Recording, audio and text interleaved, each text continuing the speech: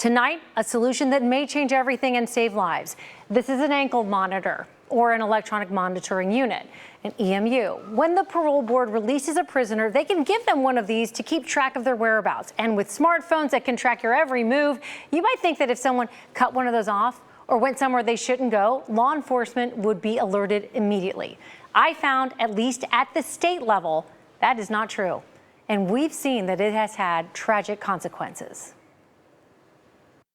She was amazing. She was a fiery ball of energy. In 2017, Reagan Tokes was a 21-year-old Ohio State psychology student just months from graduation. How old would she be today? 30. She'd be 30.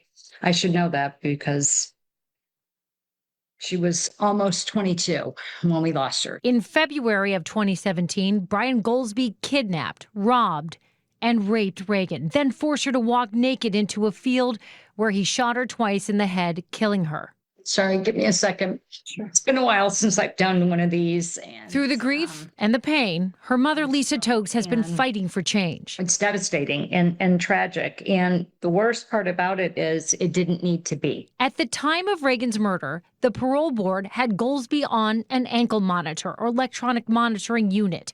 Goldsby was out of prison for robbery and attempted rape.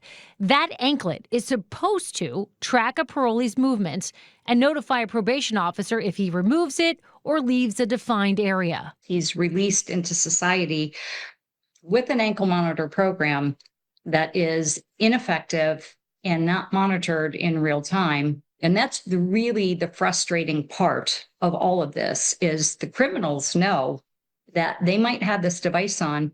There's no consequences for them. Early this year, Mordecai Black, on parole after serving 9 years in prison for felony assault and rioting, cut off his ankle monitor. City leaders say they were never notified. Months later, police say he broke into Patrick Heringer's OTR home and murdered him. Do they know immediately if I were to cut off that ankle bracelet? I didn't realize this, but the answer is no. At least the state level doesn't. State Representative Cindy Abrams used to be a Cincinnati cop. Her beat was OTR. When Heringer was murdered, she started asking questions. I immediately started thinking, what can I do at the state level to help? What'd you find?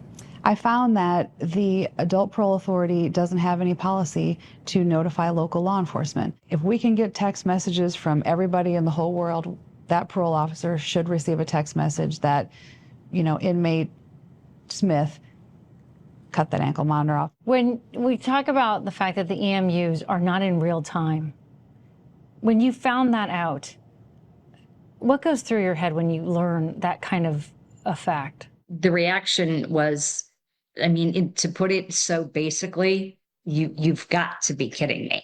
Lisa Tokes is now working with Representative Abrams on a bill called the Patrick Heringer Act. My issue is to change the law and keep people safe, and that's what we're going to do here. Okay, so that's what you want this to do. 1, be in real time. Yes. 2, be an almost instant alert to the local authorities, right? Correct. Communication. Yes. That way, everybody's on notice that this person has absconded and they are, a violent felon. Lisa Tokes says she'll do whatever it takes to help change this in Ohio and wishes it would have prevented Brian Goldsby from killing her daughter. There are countless lives that it would have and could have saved. Reagan's being one of them. And quite possibly, Patrick Heringer would still be alive. Without public safety, nothing else matters. So everybody should be on board with this. Everybody. Representative Abrams is currently meeting with law enforcement and is drafting this legislation. She hopes to bring it to a vote sometime this month.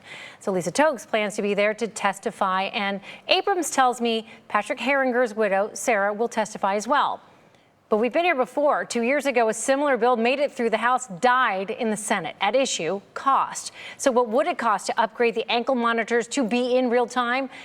Abrams doesn't know just yet, but she says the new budget gives the Corrections Department $2.3 billion. And if they need more money, she says they just need to ask. I'll let you know when that legislation is introduced.